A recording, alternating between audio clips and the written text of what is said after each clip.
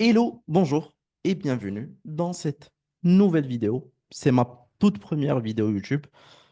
Et cette chaîne, elle est là que pour débriefer un petit peu ce qui se dit un petit peu sur Internet. Pourquoi? Pour la simple et belle raison, parfois je tombe sur des choses qui ne sont pas du tout cohérentes. Alors l'objectif de la vidéo, hop, c'est vraiment pas pour critiquer les autres, c'est vraiment pas pour cracher qui que ce soit, sur qui que ce soit. L'objectif de la vidéo, c'est juste de prendre un point de vue et de décortiquer un petit peu ce point de vue et voir est-ce qu'il est vrai, est-ce qu'il est faux à partir de chiffres, à partir de données, et non pas à partir de points de vue juste pour que ça soit un point de vue. Donc, j'espère que tout le monde m'a compris. Là, je suis tombé sur une vidéo de Monsieur Jeremy Coleman avec Benoît Dubos sur la chaîne de Scalesia. Et on se doit de débriefer deux, trois choses, notamment sur le tunnel low ticket qui est trop critiqué par Monsieur Jeremy Coleman alors qu'il n'en en fait pas. Il a dit qu'il a les chiffres. Donc on attend de voir un petit peu les chiffres et on va les analyser ensemble. On va potentiellement aussi les croiser avec nos chiffres à nous et voir est-ce que c'est vrai, est-ce que c'est faux. Et la suite serait tellement passionnante. Les vrais chiffres des low ticket funnels, j'ai Mhm. enquêté, PS, c'est pas mieux pour les challenges. Alors, pourquoi c'est pas mieux sur les challenges? Parce que si vous cherchez un petit peu déjà sur YouTube, vous allez voir que la personne critique aussi les challenges. Pourquoi elle critique aussi les challenges? Pour la simple et belle raison, c'est que potentiellement, peut-être là, en 2024, 2025, que sais-je, il a sorti possiblement un programme d'accompagnement pour les infopreneurs pour leur expliquer tout simplement que le mécanisme du challenge ou du webinaire ou du low ticket, c'est trois piliers d'acquisition qui sont éclatés au sol et que possiblement son pilier à lui est le meilleur pilier qui existe sur Terre. Chose qu'on va diagnostiquer un petit peu après. Mais encore une fois, je peux vous montrer beaucoup de personnes qui font des millions avec des challenges, avec des webinaires et avec des low tickets. Bon. Le low ticket funnel, qu'est-ce que c'est? C'est l'idée de dire que je vais faire un petit produit, non pas parce que c'est ma thèse de business, mais parce que l'achat de ce petit produit par des gens qui ne me connaissent pas va diluer mes coûts d'acquisition. Et donc, en fait, je vais avoir des leads gratuits parce que théoriquement, pour 10 euros de pub, je vais avoir un achat à 10-12 euros. On oublie la TVA la plupart du temps, hein, sinon c'est pas drôle. Et derrière, donc j'ai un système d'acquisition gratuit illimité qui va m'amener beaucoup de leads. Et derrière, je vais pouvoir upsell. Alors, c'est vrai et faux. C'est un système d'acquisition, pas qui va ramener des leads, qui va ramener des clients. N'oublions pas que un low ticket aujourd'hui, selon la plus grosse bible des tunnels qui existe sur Terre, Dotcom Secret, le livre Dotcom Secret de Russell Brunson, c'est des coûts, enfin, c'est des prix de vente entre 7 euros et 97 euros. OK? Sans parler des upsells, des order bumps, ça en est une autre histoire. Mais de toutes les manières possibles, quelqu'un qui va sortir sa carte bleue ou bien quelqu'un qui va te payer par PayPal, 10 euros, 12 euros, 14 euros, 15 euros, 50 euros, 60 euros, c'est pas un prospect, c'est un client qui a le droit de te demander carrément une facture. Ça, c'est la première des choses. Mais c'est vrai aussi que cette base de clients sert aussi de lead gen, du coup de prospect pour tes produits high ticket. Sur ça, on est 100% d'accord. Une partie de ces leads sur des offres chères, ce qui va me faire un gros profit. La Voilà. théorie est magnifique, elle marche sur le papier extrêmement bien. Mhm. J'ai des copains à moi qui vendent ça et pour qui ça marche bien, et j'en connais d'autres qui l'ont appliqué pour qui ça marche moins bien. Et je voudrais qu'on se pose vraiment sur les vrais chiffres, en fait, pas ceux des pubs. OK. Les vrais chiffres, je parlais à quelqu'un il n'y a pas longtemps, 10 000 euros d'ad spend mensuel pour globalement 10 000 euros de vente. Donc il est effectivement break-even, tu vois, il n'y a pas de coût. Alors, déjà, pour parler des chiffres, hein, je ne suis pas d'accord parce que en low ticket, généralement, tu n'es pas break-even. Tu es possiblement rentable le premier mois, rentable le deuxième mois, break-even le troisième, mais tu rentres dans le rouge à partir du quatrième, cinquième, sixième et potentiellement le septième. Moi, c'est mon septième mois au niveau du low ticket. Et c'est vrai que tu peux être rentable les premiers mois, mais les autres mois, tu n'es pas rentable, tu n'es pas non plus break-even. Donc, celui qui pose 10 000 pour générer 10 000, je ne pense pas qu'il va le faire tous les mois. Ou je pense que c'est quelqu'un qui vient de commencer. Et si c'est quelqu'un qui vient de commencer, ben en vrai, il n'a pas les vrais chiffres. parce qu'il vient à peine de commencer. Et d'ailleurs, preuve à l'appui, hein, pour qu'on reste tranquille. Là, par exemple, sur le mois de mai 2025, alors j'actualise mon compte publicitaire parce qu'il y en a ceux qui vont te dire c'est juste un screen. Sur le mois de mai, on a dépensé 5000 euros sur Meta pour en générer 3734 euros. OK? On va prendre par exemple le mois d'avril. OK. Sur le mois d'avril, on a généré 3333 euros pour. On va prendre le mois d'avril. Pour 4812 euros de dépenses. Donc, encore une fois, on n'est pas rentable ni break-even. On va prendre le mois de mars. Hop. On a généré 2237 euros. Petit chiffre. Pour combien? On va aller voir. Pour 3900. Donc, ça, c'est les 3 derniers mois. Mais si par exemple, on va aller voir le mois de janvier. Donc, le mois de janvier, on a dépensé 5727 euros pour en générer 5022. Donc, voilà, il y a un petit 700 euros de différence. On va prendre le mois de décembre, par exemple. On va voir qu'on est un petit peu sur les mêmes trends. On n'est même pas break-even, on n'est même pas rentable. Donc, on a dépensé 5000 euros pour en générer. Pour en générer. OK, là, on est rentable. 6260 euros. OK, good. Il a coût neutre. Pour ça, il récupère probablement 1000 acheteurs par mois, à peu près, ou 100, ou 200, enfin ça on s'en fout, c'est pas le sujet. Ah, il faut juste être sûr, est-ce que c'est 1000 ou 100 ou 200? Parce que la data qui va venir ensuite, elle est cruciale par rapport à ce chiffre. On va d'ailleurs la découvrir. J'ai pas fait les calculs exacts, je me souviens plus. OK. 20 à 50% de ces acheteurs-là vont en call. 20 à 50% des acheteurs. Alors, vous vous imaginez, les gars, hein, sur 1000 ventes, 20 à 50% des acheteurs en booking rate, c'est un peu trop. Ça veut dire que tu fais 500 rendez-vous pour 1000 euros. C'est un peu trop, sachant qu'aujourd'hui, quel que soit le tunnel, le nombre de booking rate, à mes yeux, le plus incroyable que j'ai vu, bah, peut-être que c'est moi qui suis incompétent, mais en tous les cas, ce n'est pas mon chiffre, c'est le chiffre de beaucoup, beaucoup de personnes que j'ai vu et c'est des chiffres qui sont sortis carrément par des head of sales que je connais aussi.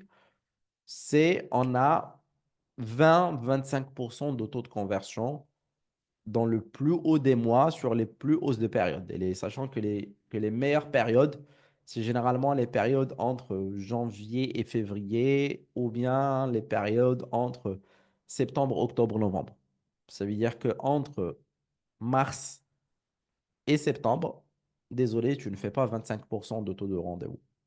Tu peux le faire peut-être sur un mois, mais pas tout le temps. Mais en tous les cas, je t'invite à revérifier ce chiffre parce qu'il n'est pas 100% vrai. 50% de taux de rendez-vous, je connais aucun système qui l'ait fait aujourd'hui. Bah sinon, je suis ouvert à le découvrir, hein. Donc il se bouffe 10 à 15 calls par jour OK? pour faire 1 à 2 ventes par mois.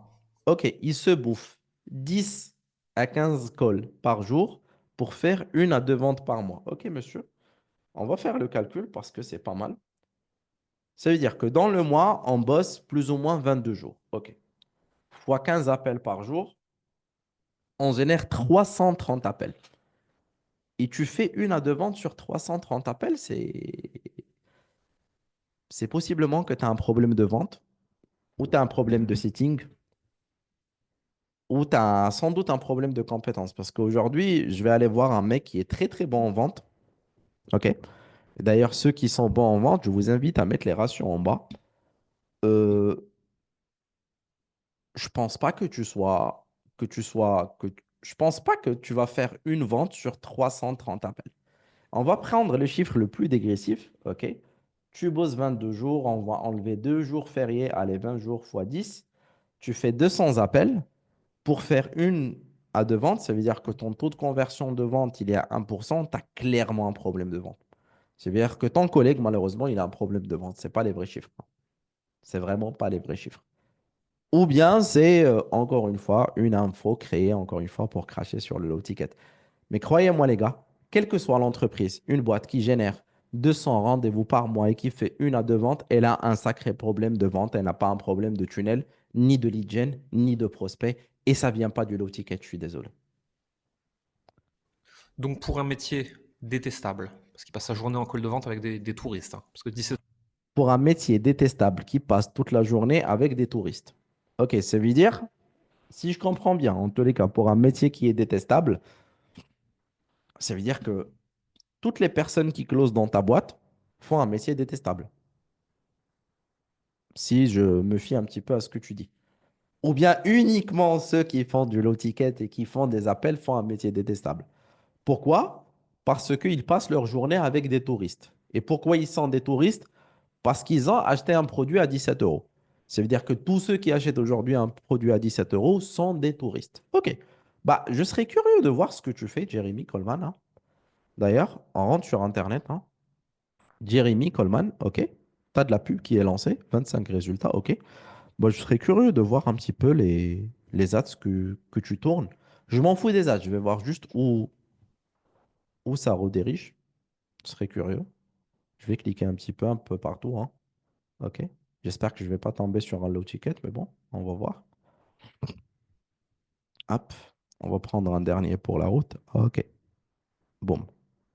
Alors, à l'attention des coachs et des pros de l'accompagnement, vidéo, boum, boum, boum, email. OK. Donc, une personne qui va mettre qu'un seul email, elle fait quoi comme métier du coup si c'est pas détestable? OK. OK. Là, aujourd'hui, boum, boum, boum. OK. OK. Prendre rendez-vous avec l'équipe de Coleman. OK. Donc là, c'est quoi? C'est un type form. Prise de rendez-vous argent. OK. Session spéciale, score de fluidité. OK. OK. Ici, OK. Rejoindre l'aventure. Email. OK. Ici, email. Ici, email. OK. Bah, je serais curieux de faire ici, email. OK. Mais je serais curieux de faire un test. OK. Je m'appelle, tu vois, le salaud du 44 qui aime Booba at hotmail.fr. Là, on va voir si ton tunnel va laisser passer des touristes ou des curieux ou des personnes qui n'existent pas. Ah, ok, bizarrement, je suis redirigé à la deuxième page. Donc, si les personnes qui achètent un produit à 17 euros sont des touristes, ceux qui te mettent ce type d'harcèlement email qui d'ailleurs charcute ton autorépondeur, ils sont comment? Et d'ailleurs, est-ce que tu sais ce que tu risques aujourd'hui dans la réputation de ton autorépondant en lui envoyant autant d'adresses email qui n'existent pas? Donc, une personne qui va mettre une adresse email, moi je suis le salaud du 44 qui aime booba@gmail.com, n'est pas touriste, et celui qui paye un produit à 17 euros l'est, juste pour bien comprendre. OK, possible. OK, il y a une autre donnée qui est intéressante qu'on va aller chercher plus tard, mais bon, juste pour continuer. euros sur le marché français, c'est des touristes, hein. 7 euros, 17 euros sur le marché français sur du touristes. Mais celui qui te dit, moi j'aime booba44@onbrain.fr, c'est le mec hyper qualifié qui est prêt à payer un programme à 5000 euros. Ok. D'où vient cette théorie, je ne sais pas, mais c'est la théorie de Monsieur Jeremy Coleman. Euh, et un risque qui est quand même extrêmement concentré sur son tunnel d'acquisition, low ticket avec Meta Ads, etc. Un risque concentré sur son tunnel. Low ticket avec Meta Ads. Ok, mais juste pour bien comprendre, est-ce que tu fais mieux? Quand tu me balances 25 publicités sur Meta Ads qui se renvoient sur un tunnel, est-ce que tu partages le même risque? Est-ce que tous les annonceurs qui sont sur Meta, ils partagent le même risque vers un tunnel? Bah, la réponse, c'est que c'est oui. Donc, la personne qui envoie de la pub vers un tunnel low ticket, elle a plus de risques que toi, ou juste pour bien comprendre, parce que tu fais pareil. Et encore moins sur un tunnel qui va passer, tu vois, le petit-fils de Booba44 @gmail.com. Juste pour bien comprendre. Donc, c'est le même risque que toi tu aussi tu cours. Donc, pourquoi cracher sur le mec qui fait du low ticket alors que tu fais la même chose que lui, voire pire? Ok. Ça, c'est une grande d'interrogation. Pour faire 4 à 5 000 balles. Et avec ça, il n'a pas payé ses opérations, il n'a pas payé son salaire, il n'a potentiellement pas payé ses sales, Ouais, mais c'est quoi la relation entre faire 85 000 euros et ne pas payer son opérationnel? etc. Mais sur le papier, ça pourrait marcher. Il suffirait de fois 1000 les volumes. Et d'un coup, tu as un système qui s'autofinance et sur lequel tu fais 1 million de profit mensuel. Sauf que le marché français n'est pas assez gros pour fois 1000 les volumes. Mhm. Donc en fait, tu as un système lourd et extrêmement compliqué.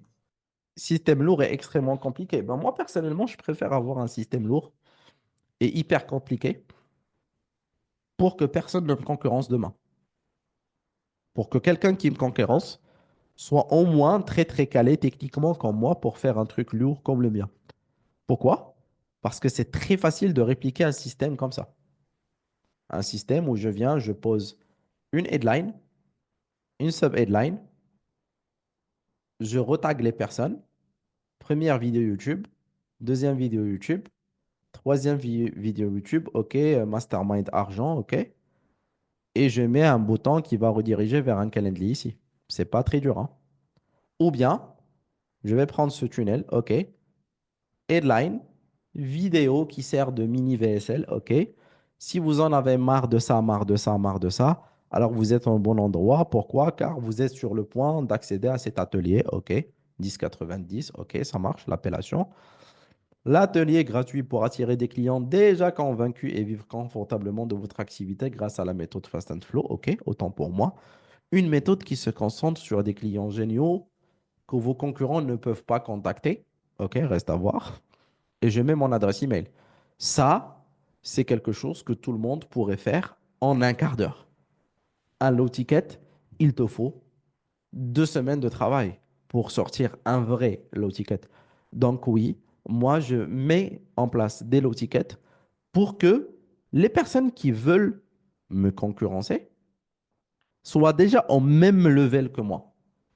Parce que ce que toi, tu mets en place, sachant que c'est le même risque qu'on prend tous les deux, bah, même le coach du coin qui veut se reconvertir en thérapeute et qui veut devenir fake gourou coach business, il pourrait le faire sur un système.io.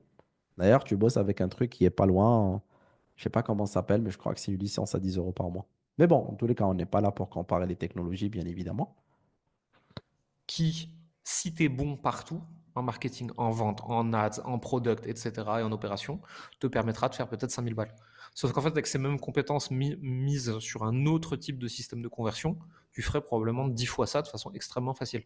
En fait, c'est Bah, montre-nous comment. Ok, c'est cool. On aurait tous aimé gagner 10 fois plus. Mais montre-nous comment. Est-ce que c'est avec ce tunnel qui va passer? Moi, je kiffe. Booba44 at gmail.com.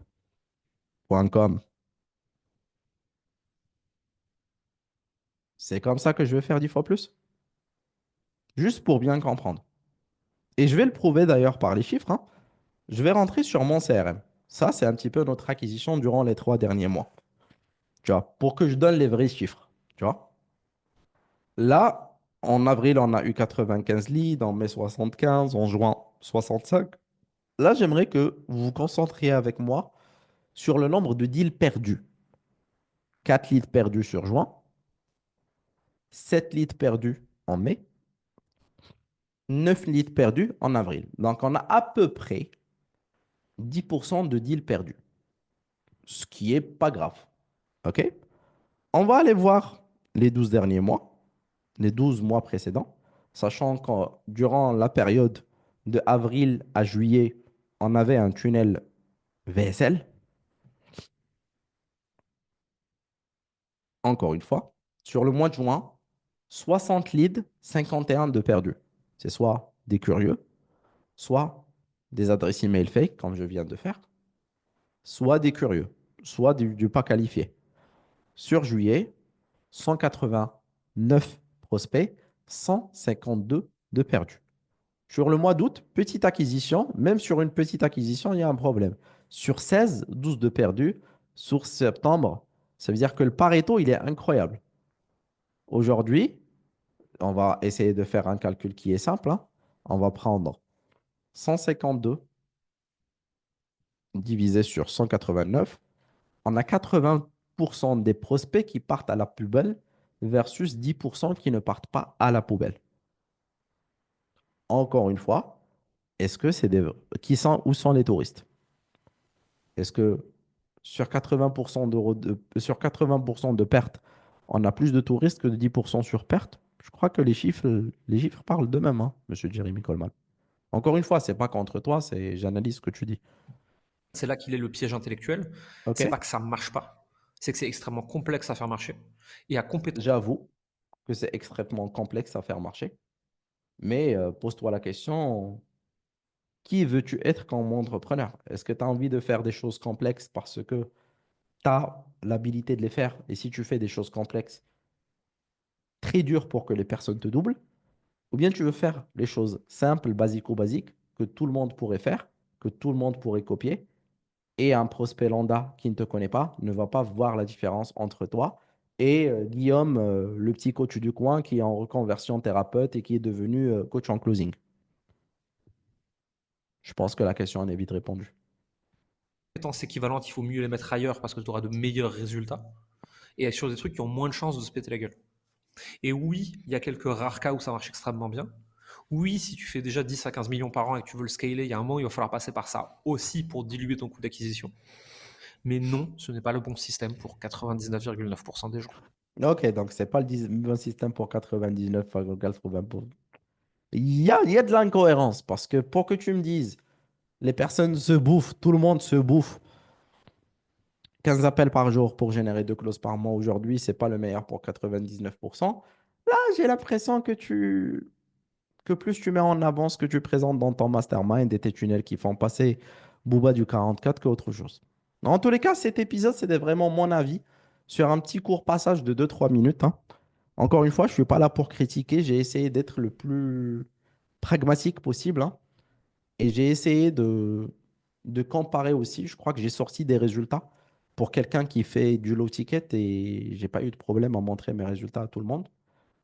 Mais je pense qu'il y a une différence entre quelqu'un qui s'est fait une idée et quelqu'un qui fait les choses complexes, certes oui, mais qui les fait quand même. Mais en tous les cas, ça c'était le retour par rapport à cette vidéo. Je m'excuse, Jeremy Coleman, s'il y a eu quelque chose si tu penses que je t'ai manqué de respect ou que je t'ai humilié, hein, sache très bien que je te respecte pour ce que tu fais, pour qui tu es, et je te souhaite bon courage dans le business. Idem pour Benoît Dibos, idem pour Scalesia, idem pour tout le monde. L'objectif, c'est pas de se marcher sur les autres comme certains font, bien évidemment. L'objectif est juste de donner son point de vue, mais d'appuyer son point de vue avec des chiffres et des preuves pour que ça soit le plus constructif possible et que ça ne soit pas juste des hypothèses qui sont tirées un petit peu de partout. C'était Mehdi de Gros Secret. Je serais très curieux de connaître votre retour un petit peu en bas dans la section commentaires. Et d'ici là, je vous souhaite une bonne journée ou soirée et on se retrouve plus tard dans une autre vidéo. Ciao, ciao.